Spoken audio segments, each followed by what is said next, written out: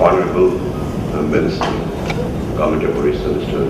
Mitra, Mr. Dulal Pani, because that is how he wanted to be addressed too. Although I found differently referred while comparing, he was referred as Jyotivishan Pandey, Tanmay referred him as J.B. Pani. So in accordance with the way I have addressed him as Mr. Dulal Pani.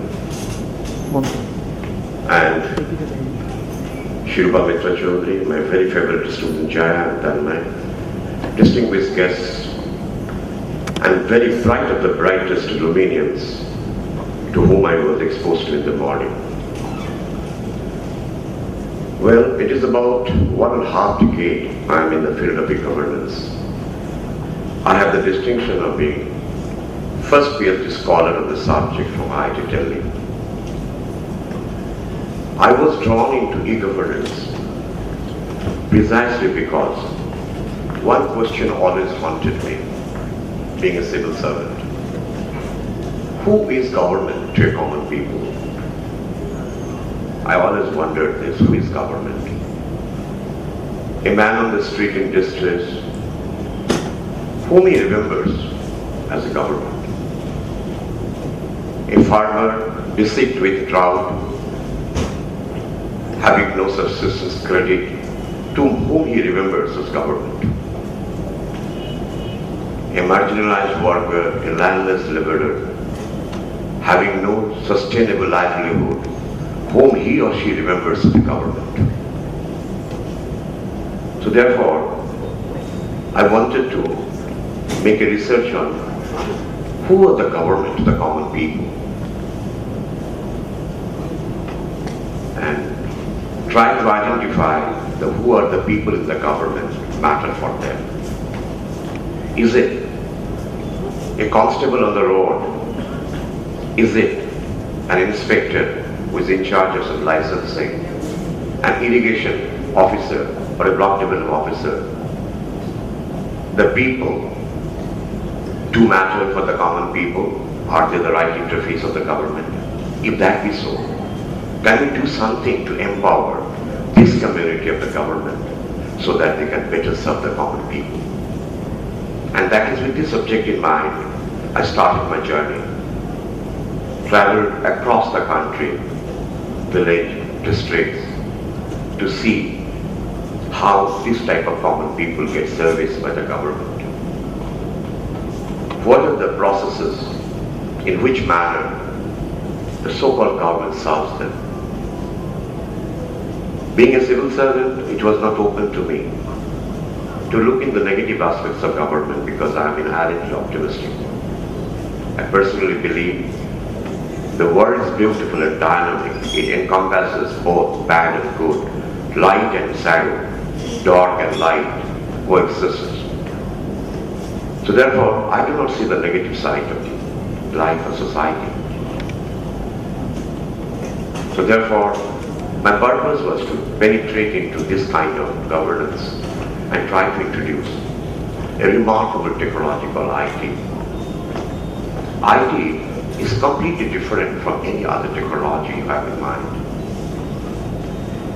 You remember, technology per se, however brilliant it is, it can never sustain itself unless the technology is brought to closest interface of the common people. We have seen the rise of another greatest innovation called nuclear energy. But what it is like today? After 1972, not a single new nuclear reactor was set up in America because of the technology is superb but extremely difficult to bring it closer to the human life. IT that way has extreme agility to bring very close to common people's life. If you can map the processes or the task a common people does, a farmer does, since the rise in the morning till the dusk of dawn, you'll be able to find out where we can give interface of IT to this farmer so that he has a sustainable, credible livelihood. And And with this intention, I did my research in IIT. I basically looked into the district magistrate, the block development officers, the superintendent of police, the type of the service they rendered, and created a taxonomy of the services, created the people with them, and started developing a low-cost IT solution. You know the condition of the many police stations in the remote places do not have adequate infrastructure, which is required. Where from the IT will come, we'll give them bandwidth, where from they will have well. But I found that if there is a passion for it, IT is neutral bought location, IT is neutral bought resources. A simple deputy superintendent of police in a Virat district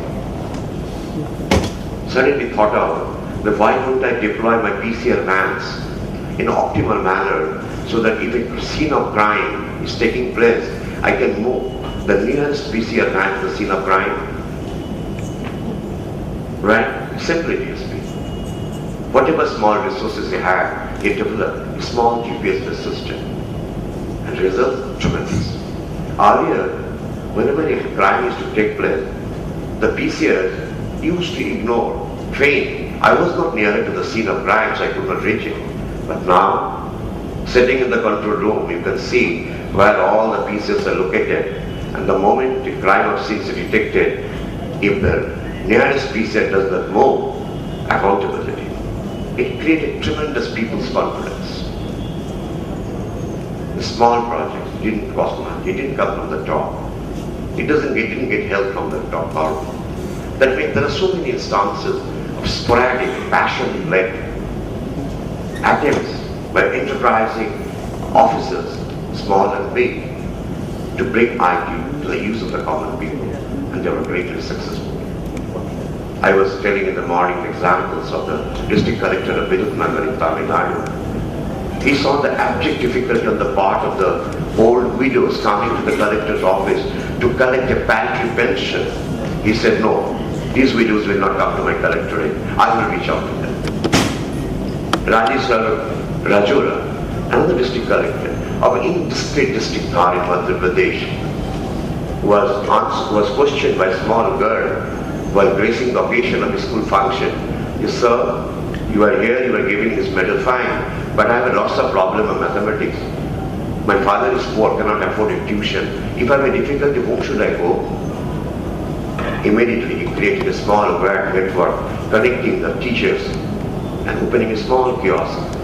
A student comes up with a question, the kiosk operator sends the question to the connected professor, teachers, get the answer, give the students. So therefore it all requires a kind of passion to bring the technology to the doorsteps of the common people, and that is where I have tremendous interest. When Jaya was undergoing MBA course in IIT-Delhi, she incidentally mentioned about e-black bank. For a variety of reasons, my preoccupation with the job, I could not give much attention. So when I was invited to write an article on e-governance, the National E-Governance Conference, I called all the photo screens, EDM from Jaya, wrote an article. Little I knew that when I'll be presenting this paper in Cochin, there will be so much enthusiasm. Imagine my life. I had no hand-on exposure to the system. Couple of screenshots, couple of EDM data, DVD, that's all I had. But the amount of the interest, the participants, few.